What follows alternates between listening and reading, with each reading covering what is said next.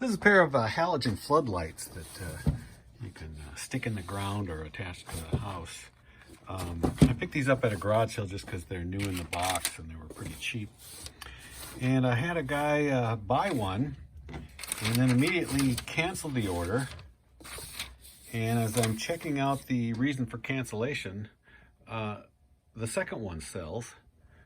And then I get a message that I'm trying to buy two of them, and well, a bit convoluted, but I'm going to cancel his first order and just send these two together and refund him any overage on the shipping for him.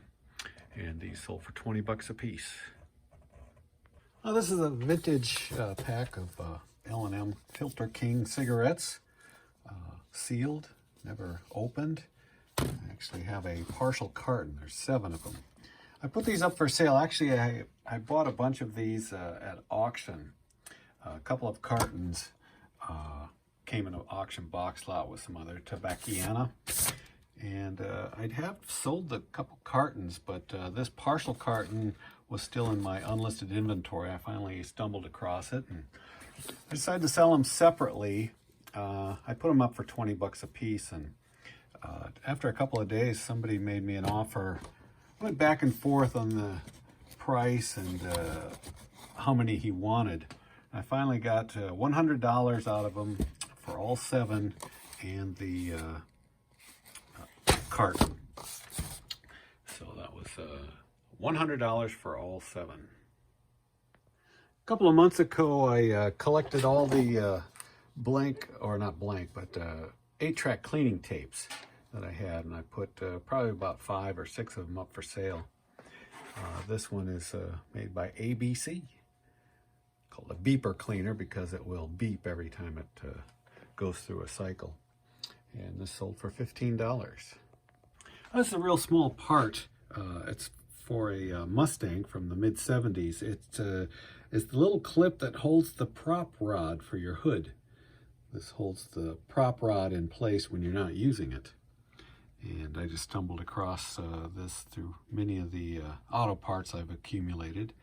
And it sold, well, in about 3 weeks for $10. This little porcelain cat figure is made by the Royal Doulton Company.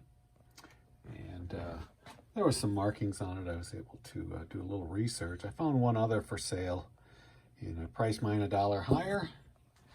And it only took, well, less than a week to sell. It's only about 4 inches tall, but hand painted. And this sold for $45. This is the brass trim ring off a Haddon Starflight clock. The clocks look like this. I got one that was in pieces, so decided to part it out and just sell the trim ring. And that was an advertisement I put in the listing for those types of clocks. And it had the mounting pins and everything on it. And I was able to sell this trim ring for $25. And the other Miser Energy floodlight in red sold to the same guy that bought the other two. And this was $20. This is an old Guns and Hunting magazine from 1964 that I don't know, came in a box lot several years ago, and I just threw it up along with some other magazines as a single copy for sale, and it finally sold for $9. Another vintage TV antenna, spaceship looking design. This one is actually made by Silvertone, which is the electronics brand name for Sears. And this one's a little bit different than the Channel Masters of a similar design. It's more, I don't know, aerodynamic, if that's the proper word, but very unique. And it's actually going to a customer who has bought 2 other vintage TV antennas from me of this design, the Channel Master Showman's. Again, this is a Silvertone, And I've only come across 2 of these in the entire time I've been collecting TV antennas. So I was a little reluctant to sell it and priced it up there, and it sold for full price of $275. Another lot of 4 of these tiles, these asphalt tiles with this splatter pattern on them. I bought, I don't know, around 100 of these, I guess, at an auction last summer or the summer before, and just minimum bid. And I've been putting them up for $20 for 4 pieces. And they sell occasionally, and occasionally I get people that buy more than just 4. In case these 4 sold for 20 bucks. This vintage Light Bright toy I bought several years ago and kind of got put up on the shelf. I finally got it down and went through it, and it's like it had never been used. Most of the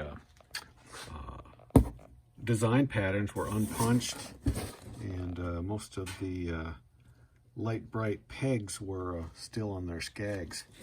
In any case, so I priced it up there kind of high, and it finally did sell after a couple of months for $75, and it sold on Bonanza. The new owner of Bonanza must have had his hand in that. I found another vintage pack of these L&M cigarettes, heaters, smokes, cancer sticks, and these were part of a lot that I bought quite a few years ago. I sold a carton to a prop house, and then sold a partial carton to a gentleman, and then I came across these in a separate box. Put them up for sale yesterday, and the guy that bought the other 7 wrote me and he said, "Hey, I just told my buddy about these cigarettes that you just put up that I also bought, and he's probably going to buy them." And sure enough, he bought them right away. 20 bucks.